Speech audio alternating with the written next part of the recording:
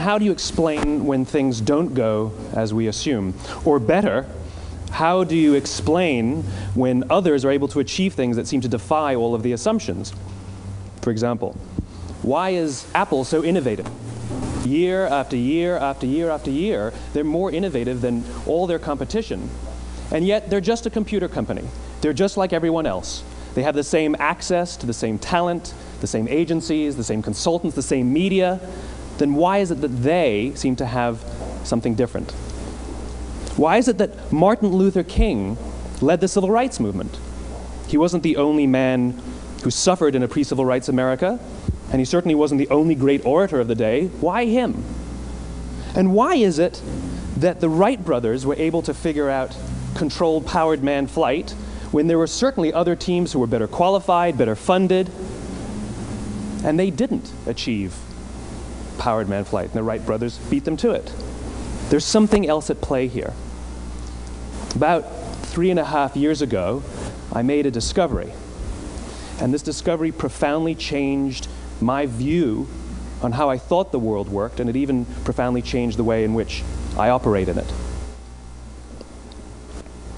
As it turns out, there's a pattern. As it turns out, all the great and inspiring leaders and organizations in the world, whether it's Apple or Martin Luther King or the Wright brothers, they all think, act, and communicate the exact same way, and it's the complete opposite to everyone else.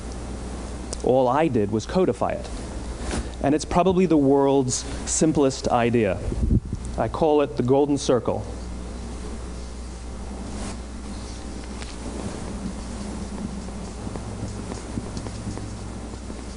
Why, how, what? This little idea explains why some organizations and some leaders are able to inspire where others aren't. Let me define the terms really quickly. Every single person, every single organization on the planet knows what they do, 100%. Some know how they do it, whether you call it your differentiating value proposition or your proprietary process or your USP. But very, very few people or organizations know why they do what they do.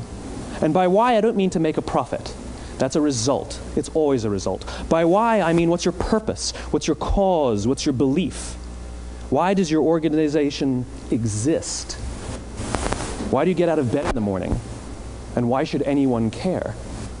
Well, as a result, the way we think, the way we act, the way we communicate is from the outside in. It's obvious. We go from the clearest thing to the fuzziest thing.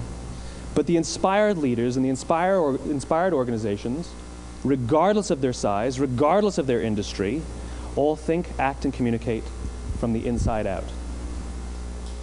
Let me give you an example. I use Apple because they're easy to understand and everybody gets it. If Apple were like everyone else, a marketing message from them might sound like this. We make great computers. They're beautifully designed, simple to use, and user-friendly. Want to buy one? Meh.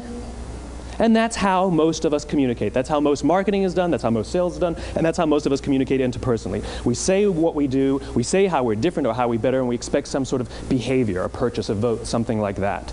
Here's our new law firm. We have the best lawyers with the biggest clients. We have, we always perform for our clients, do business with us. Here's our new car. It gets great gas mileage. It has, leather seats. Buy our car. But it's uninspiring. Here's how Apple actually communicates. Everything we do, we believe in challenging the status quo. We believe in thinking differently. The way we challenge the status quo is by making our products beautifully designed, simple to use, and user-friendly. We just happen to make great computers. Want to buy one? Totally different, right? You ready to buy a computer from me? All I did was reverse the order of the information. What it proves to us is that people don't buy what you do, people buy why you do it. People don't buy what you do, they buy why you do it. This explains why every single person in this room is perfectly comfortable buying a computer from Apple. But we're also perfectly comfortable buying an MP3 player from Apple, or a phone from Apple, or a DVR from Apple. But as I said before, Apple's just a computer company. There's nothing that distinguishes them structurally from any of their competitors. Their competitors are all equally qualified to make all of these products. In fact, they tried. A few years ago, Gateway came out with flat-screen TVs.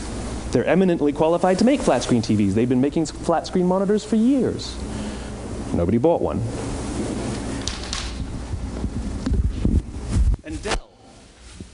Dell came out with MP3 players and PDAs.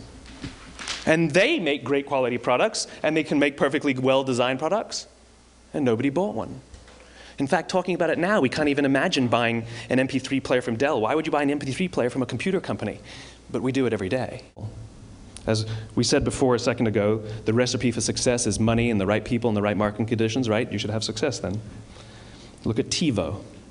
From the time TiVo came out about 8 or 9 years ago to this current day, they are the single highest quality product on the market. Hands down, there is no dispute. They were extremely well funded. Market conditions were fantastic. I mean, we use TiVo as a verb. I TiVo stuff on my piece of junk Time Warner DVR all the time. But TiVo is a commercial failure. They've never made money. And when they went IPO, their stock was at about $30 or $40 and then plummeted, and it's never traded above 10. In fact, I don't think it's even traded above 6, except for a couple of little spikes. Because you see, when TiVo launched their product, they told us all what they had. They said, we have a product that pauses live TV, skips commercials, rewinds live TV, and memorizes your viewing habits without you even asking. And the cynical majority said, we don't believe you, we don't need it, we don't like it, you're scaring us. What if they had said, if you're the kind of person who likes to have total control over every aspect of your life, boy, do we have a product for you. It pauses live TV, skips commercials, memorizes your viewing habits, etc., etc. People don't buy what you do, they buy why you do it.